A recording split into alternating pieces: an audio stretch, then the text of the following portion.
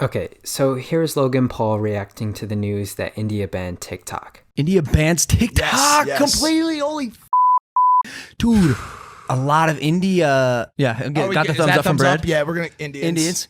Well, I don't know because Indian people? People from India? Indian people, yeah. Well, because when you say Indian, the connotation as an American. Wait. What are you laughing at? The connotation as an American is Native American. So I just wanted to discern. The move comes after a deadly clash between the Chinese and Indian militaries along their shared disputed border earlier this month. The fighting left 20 Indians dead and an unknown number of Chinese casualties.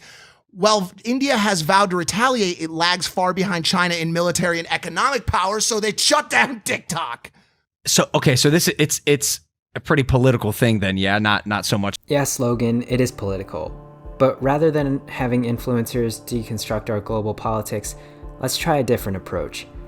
TikTok has by far been the most popular social media app of the past 2 years. Now with 800 million active users worldwide and 1.5 billion downloads, it is ranked higher in downloads than YouTube, Instagram, Facebook, and Snapchat. Most users are between the ages of 16 and 24, and the app offers a wide range of content, from Charli D'Amelio's dances to pure comedy to OBX tributes. Don't stop her! You love the idea of me! But the app has come under fire across the globe for concerns over the security of users' data. Right now, the United States and Australia are considering following in the footsteps of India and banning the app completely, because the app has its origins in an increasingly more dangerous global power, China. But understanding TikTok's global implications can give us an insight into whether or not an all-out ban will be implemented in the United States.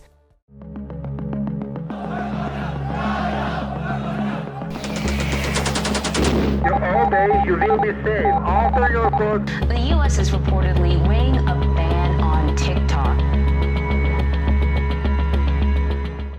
In 2014, developers in Shanghai created a prototype app called Musical.ly, with a US office in Santa Monica, California. At the same time, developers launched Douyin, the Chinese equivalent of TikTok. In 2017, Musical.ly was acquired and merged into TikTok. And that brings us to ByteDance, the parent company of TikTok. ByteDance is considered one of the most valuable unicorn companies out there, meaning it has yet to be publicly traded, but there's little public information available about ByteDance. For starters, the company at one time claimed that they were not a Chinese company, rather a Cayman company, the location where ByteDance is located for tax purposes, despite being headquartered in Beijing. In October of 2019, Senator Marco Rubio asked the Committee on Foreign Investment in the United States, a part of the Treasury Department, to begin a formal investigation into TikTok due to security concerns. The New York Times reported that leakers who wished to remain anonymous had said the American government had evidence of the app sending data to China. It's not the first time a Chinese company has been put under investigation. In the case of Huawei, the Chinese-based tech giant was blacklisted by the administration from purchasing American products. But it's one of many moves in a back and forth with China and the Trump administration, who are embroiled in a years-long trade war. So should we be concerned about our data?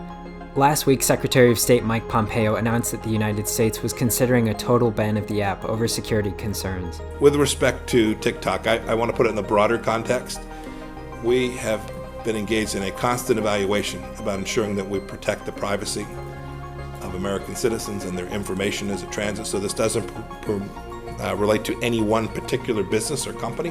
While TikTok's privacy policy outlines that it collects IP addresses, your mobile carriers, keystroke patterns, as well as reading your private messages, there is no public evidence to suggest that the data is in the hands of the Chinese government, only mere speculation. TikTok claims that the data collected from its American users is stored only in the US and Singapore.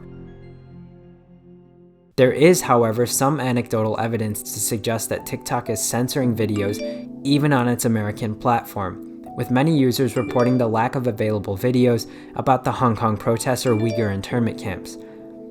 And it wouldn't be uncommon, as cyber analysts commonly use the catchphrase, the 3 T's, to describe what China does not want the world talking about. Topics that Beijing deems sensitive, like the 3 T's, Tiananmen, Taiwan, and Tibet, are the kind of topics that Beijing doesn't want discussed freely on any platform. There seems to be bipartisan support for, at the very least, a formal investigation into TikTok and its practices. Republican Senator Josh Hawley has been a strong proponent for banning the app completely.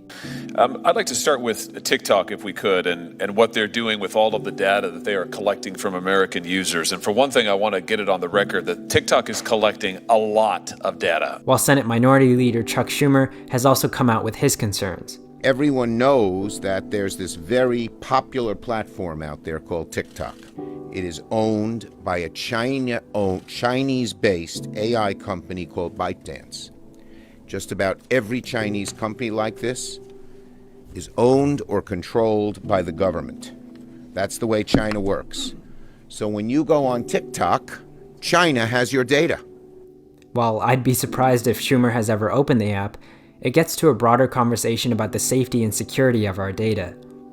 Aside from the fact that our members of Congress lack a general understanding for the inner workings of these apps, which is reflected in congressional hearings with Mark Zuckerberg and Sundar Pichai. Well, Facebook offered to all of its users a blanket opt-in to share their privacy data with any third-party users. Congresswoman, yes, that's how our platform works. You have to opt in to sign into any app before you use it. I have an iPhone. And if I move from here and go over there and sit with my Democrat friends, which will make them real nervous, does Google track my movement? Does Google, through this phone, know that I have moved here and moved over to the left? It's either yes or no. Not by default. There may be a Google service which you've opted in to use. If in fact TikTok is gathering our data for quote-unquote nefarious purposes, it would not be the first app to do so. We know and are aware that Facebook sold 87 million users' data to Cambridge Analytica to help influence the 2016 presidential election. Committees on the Judiciary and Commerce, Science, and Transportation will come to order. Do you consider the 87 million users, do you consider them victims? Senator, I think, yes. I mean, they did not want their information to be sold to Cambridge Analytica by a developer. And that happened, and it happened on our watch. So even though we didn't do it, I think we have a responsibility to be able to prevent that and be able to take action sooner. As well as the United Kingdom's EU referendum. Have you or anybody else made any assessment of actually whether any of this made much difference to the final outcome of the EU referendum? This is a breach of the law. This is cheating, and it's the thing that's really important to understand here is that this is not some council race or a by-election. This is an irreversible change to the constitutional settlement of this country. So this is what won Brexit for them. He says AIQ, they could not have won without AIQ, and it speaks volumes to the fact that they spent 40% of their budget on AIQ.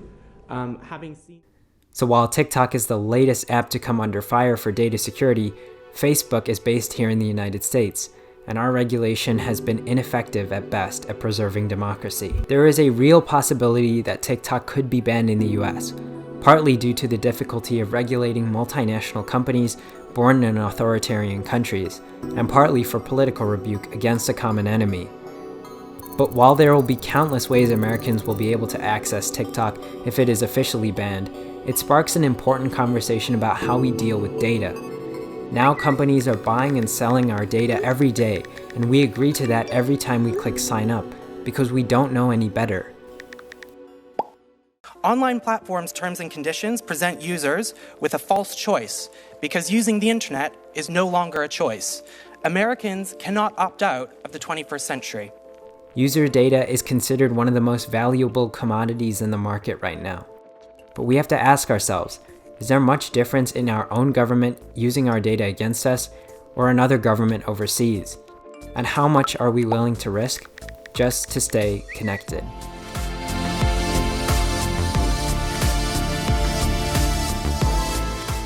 Thanks so much for watching. There's still a lot of explaining to do in regards to Cambridge Analytica and the relationship to Facebook. So look out for future videos on that. But in the meantime, after you like and subscribe, tell me in the comments whether or not you think TikTok will be banned and whether or not we should continue to use TikTok. Also, make sure to go follow my TikTok.